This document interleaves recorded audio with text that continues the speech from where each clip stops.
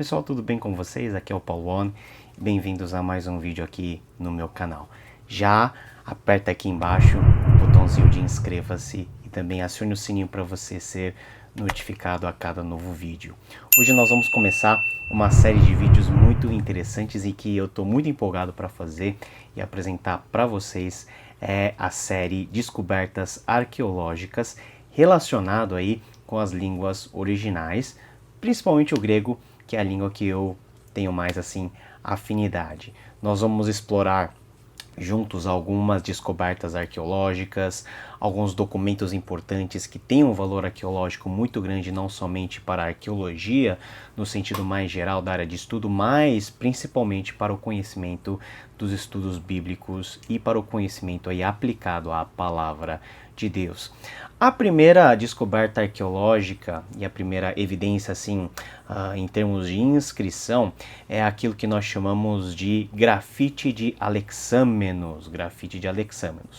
Os gregos e principalmente os romanos, eles eram peritos em uma arte que a gente conhece muito, que é a arte do grafite, ou seja, eles deixaram muitos registros rabiscados, escritos, desenhados em paredes de construções, paredes de monumentos, em pedras, em memoriais, em todo tipo de lugar. Os romanos eles gostavam de registrar e muitos desses registros sobreviveram hoje e nos mostram um pouquinho do cotidiano da vida dos romanos. Muitos grafites feitos em cunho sexual, ou seja, lidando com temáticas que eram muito próximas à sociedade romana, e a gente consegue, por meio dessa leitura dessas inscrições, desses desenhos, ver um pouquinho como era a vida dessas pessoas há mais de 2000 anos atrás. Esse grafite de Alexâmenos foi descoberto no ano de 1857 e foi descoberto perto das colinas Palatinas, em algumas ruínas importantes, ruínas essas ligadas até com o imperador Calígula. Esse lugar era chamado de Domus Gelutiana, e perceberam que essa inscrição, ou melhor falando, esse grafite antigo que os romanos fizeram, apresentava uma cena muito peculiar de um homem diante de uma figura que é meio que um híbrido de ser humano com uma cabeça de asno crucificado, e embaixo nós temos aí uma inscrição feita, lógico, na pedra, de maneira bem primitiva, e que diz Alexâmenos sebete theon. Alexâmenos provavelmente é a figura desse homenzinho, né, que está com uma mão agachada e uma mão levantada, olhando para esse asno crucificado. E nós temos aí um verbo, sebete, né, que é uma variação, na verdade, do verbo sebetai, que está na terceira pessoa, né, que vem do sebomai, um verbo que nós chamamos de defectivo. E Alexâmenos sebetai theon, na sua forma mais limpa, completa, significa Alexâmeno adora a Deus, ou adora ao seu Deus. É um consenso aí da academia que esse grafite é uma forma de gozação que os romanos faziam contra os cristãos. Nesse caso, esse Alexâmeno, que provavelmente era um cristão. Isso parte de uma ideia corrente na sociedade romana de que os cristãos eles adoravam um Deus que tinha uma cabeça de burro ou de asno, ou que tinha um corpo como tal. Isso daí está evidenciado em alguns documentos importantes, por exemplo, de Tertuliano, que vai citar Orígenes, um dos primeiros pensadores da igreja, na obra Contra Celso, dizendo que Celso acreditava que os cristãos e os judeus eles adoravam esse Deus judaico com uma face ou com uma cabeça de asno. Não é à toa que naquela época havia uma expressão técnica para isso, que era o Deus Christianoros Onokoites, né? Uma mistura de um pedaço de uma frase em latim e um pedacinho em grego, Onokoites, que é o Deus dos cristãos concebidos ou entendidos como um burro ou um asno, tá? E essa compreensão, ela é evidenciada em alguns documentos do segundo e do terceiro século.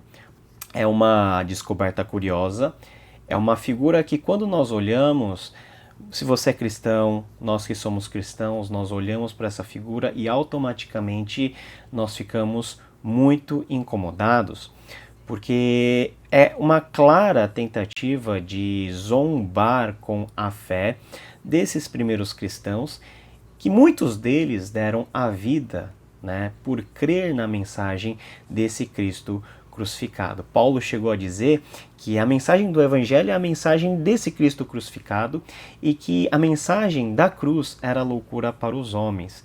Então, para mim, essa figura, né, esse grafite é um dos melhores exemplos assim pictóricos do que a gente poderia entender como loucura da cruz e o que era a loucura da cruz na cabeça daquelas pessoas que não eram cristãs, que eram pagãs, que eram gentios, que eram ímpios na época.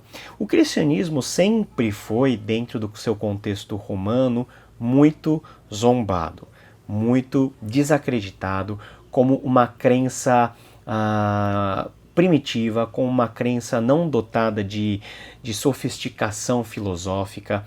Os romanos, eles chamavam os cristãos de ateus por considerarem que os cristãos eles negavam a realidade dos deuses. Olha só que coisa engraçada. Quando Policarpo de Esmirna, no final do século I para o segundo, ele foi martirizado, uma das acusações que se levantaram contra o bispo de Esmirna, que provavelmente foi discípulo direto do apóstolo João, é que ele era um ateu.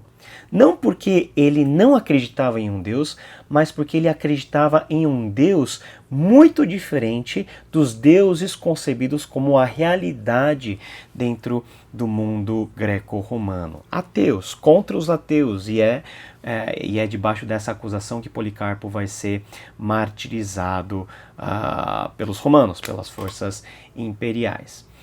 O cristianismo, então, sempre tem essa hostilidade contra ela, né? Jesus já deixou isso muito claro. Se perseguiram a Jesus, perseguirão também os seus discípulos. E uma das formas mais, talvez, que dói no coração, não tanto no nosso físico, mas dói no âmago da nossa alma, é nós sermos zombados pela fé que nós carregamos. E isso é muito visível hoje no mundo que nós vivemos, no mundo secularizado, no mundo onde as crenças religiosas de maneira geral são desacreditadas, e um mundo onde o cristianismo é colocado como um grande bode expiatório. Nós falamos de grandes tentativas de violência contra gêneros, contra minorias, mas o principal grupo que sofre algum tipo, graus diferentes de perseguição, mas que sofre perseguição e sempre sofreu perseguição ao longo da história, foram os cristãos. E quando nós vemos a mídia produzindo material que de alguma maneira zomba com o cristianismo, é lógico que isso nos dá nos causa um sentimento de raiva, de ira, de incompreensão, nos deixa mal, nos deixa deprimidos, nos deixa com mãos atadas, porque muitos dessas pessoas, desses produtores, têm um poder midiático muito maior do que qualquer um de nós, do que a soma de qualquer um de nós. E o que nós devemos fazer nessas horas? Bom, a primeira coisa é encarar a realidade de que o cristianismo sempre será zombado, sempre será considerado como algo de segunda categoria em relação a qualquer tipo de sabedoria do mundo, mesmo em relação a algumas religiões que o mundo e as pessoas e a sociedade acham algo mais chique, mais refinado, e o cristianismo é algo mais primitivo. Isso faz parte da nossa existência como cristãos. Essa é a regra do jogo. Jesus deixou isso muito claro. Os apóstolos perderam a sua vida por causa disso. Os cristãos de antes, de hoje e do futuro perderão as suas vidas, serão afrontados, serão amedrontados por causa dessa repulsa inerente que o mundo tem. Não é de se espantar que isso aconteça, porque o mundo jaz no maligno. O mundo, ele funciona de acordo com o sistema satânico e diabólico. O diabo ele está completamente oposto e numa posição contrária a tudo que é a realidade que nós confessamos ser o Evangelho e a palavra de Deus.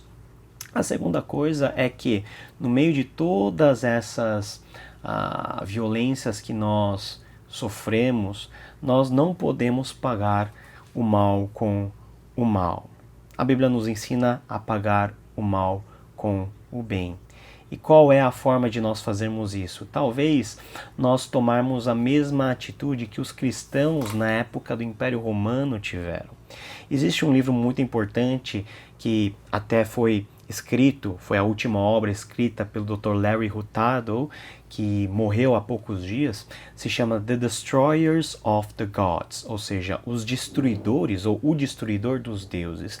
E é um livro onde é narrado de maneira bem curta, mas com um peso acadêmico muito grande, de como os cristãos e os romanos e os gregos da época tinham as suas diferenças e como essas diferenças eram lidadas na perspectiva dos ímpios, né, dos romanos, e na perspectiva dos cristãos.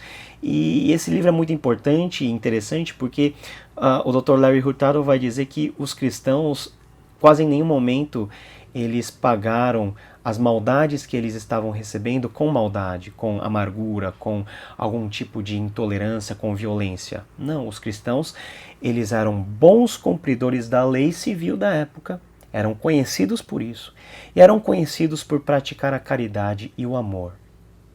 Os romanos, por exemplo, eram peritos em jogar fora crianças, principalmente as crianças consideradas como ilegítimas, as bastardas. Quem que as acolhia? Eram os cristãos.